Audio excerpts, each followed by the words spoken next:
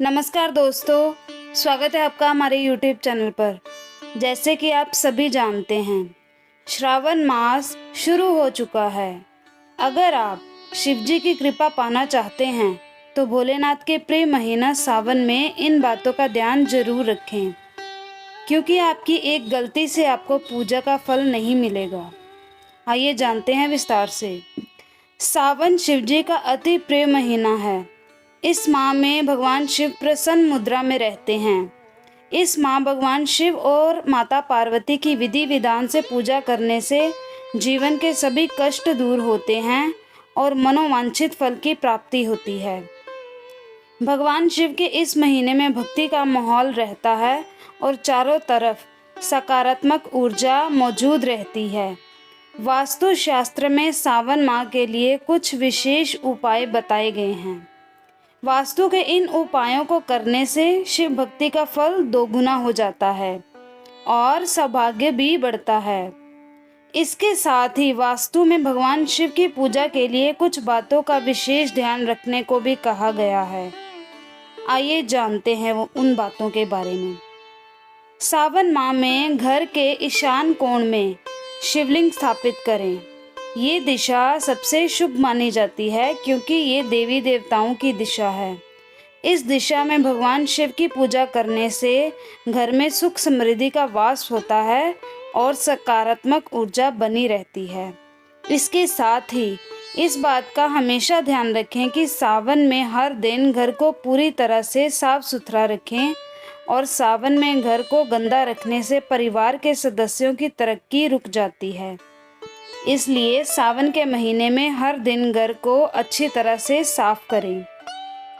शास्त्रों में बताया गया है कि भगवान शिव की मूर्ति उसी दिशा में रखनी चाहिए जिस दिशा में भगवान शिव विराजमान हों। बता दें कि भगवान शिव का निवास स्थान कैलाश है और कैलाश उत्तर दिशा में है।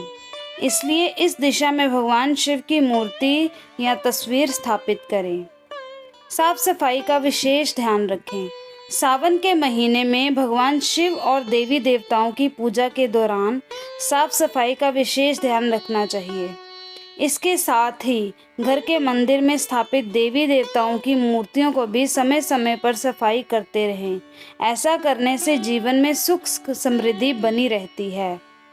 पूरे परिवार की तस्वीर लगाएं। भगवान शिव की तस्वीर लगाते समय इस बात का भी ध्यान रखें कि आप उनके पूरे परिवार की तस्वीर लगाएं। इसका मतलब है कि तस्वीर में माता पार्वती, भगवान गणेश और भगवान कार्तिकेय मौजूद होने चाहिए। ऐसा करने से भगवान शिव की पूजा का विशेष फल मिलता है। ऐसी छवि न लगाएं। सावन के महीने में भगवान शिव की मूर्ति स्थापित करते समय इस बात का ध्यान रखें कि आप उनकी क्रोध मुद्रा वाली तस्वीर ना लगाएं। ऐसा करने से घर में नकारात्मक ऊर्जा का प्रभाव बढ़ सकता है। साथ ही जातकों को भगवान शिव के क्रोध का भी सामना करना पड़ सकता है।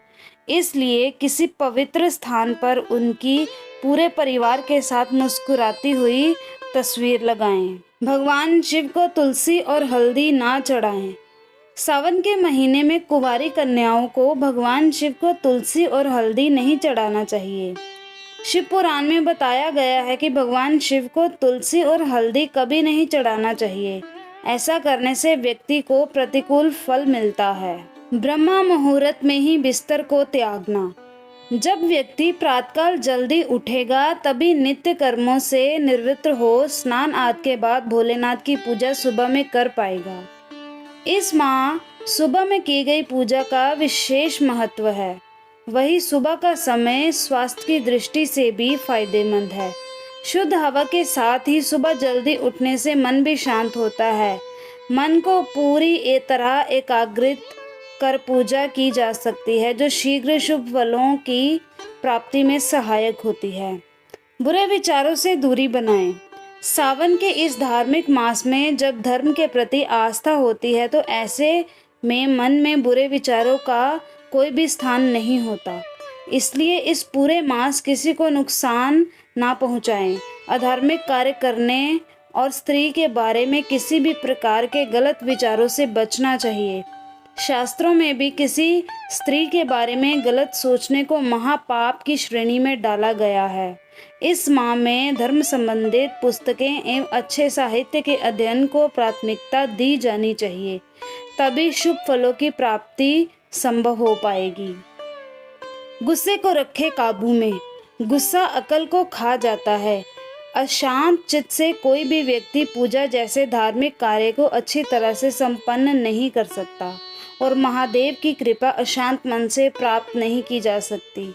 इस पवित्र श्रावण मास में अपने गुस्से को रखें अपने से दूर, इनका नहीं करें अपमान। ख्याल रहे कि इस पवित्र माह में सभी बुजुर्गों, गुरुजनों, ज्ञानीजन, माता पिता, पत्नी और भाई बहन का अपमान ना करें। ऐसा नहीं करने से भोलेनाथ को समर्पित किसी भी पूजा का लाभ नहीं मिल पाएगा, कोई भी शुभ फल। श्रावण मास में विशेषकर इनका भूलकर भी ना करें अपमान, वरना आप रहेंगे भोलेनाथ की कृपा से वंचित। किसी वस्तु के सेवन से बचें। शास्त्रों में बैंगन को अशुद्ध की श्रेणी में रखा गया है, इसलिए श्रावण मास में बैंगन का किसी भी रूप से सेवन करना वर्जित है। वैसे भी श्रावण मास के दौरान बैंगन में कीड़े लग जाते हैं और ऐसी परिस्थिति में इसका सेवन स्वास्थ्य की दृष्टि से भी सही नहीं है। यही प्रक्रिया आप कार्तिक मास में भी आप देख सकते हैं। श्रावण मास में ना करें दूध का सेवन। इस माह में दूध के सेवन से वात दोष बढ़ता है। यदि आप इस परिस्थिति को अवॉइड नहीं कर सकते हैं तो दूध को बहुत अच्छी तरह से ज़्यादा खौलाने के बाद ही सेवन करें, लेकिन कच्चे दूध का सेवन ना करें। मांसाहार से बनाए पूरी तरह दूरी। हिंदू धर्म में किसी भी पूजा पर्व या त्योहार में किसी भी जीव की हत्या कर उसे खाना निषेध है।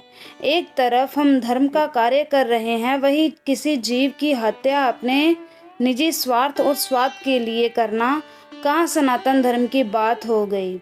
ये एक घोर पाप की श्रेणी में आता है, इसलिए ऐसा पाप के भागी ना बनने की बजाय आप इसे उचित दूरी बनाए रखें। तो दोस्तों, ये थी आज की हमारी वीडियो।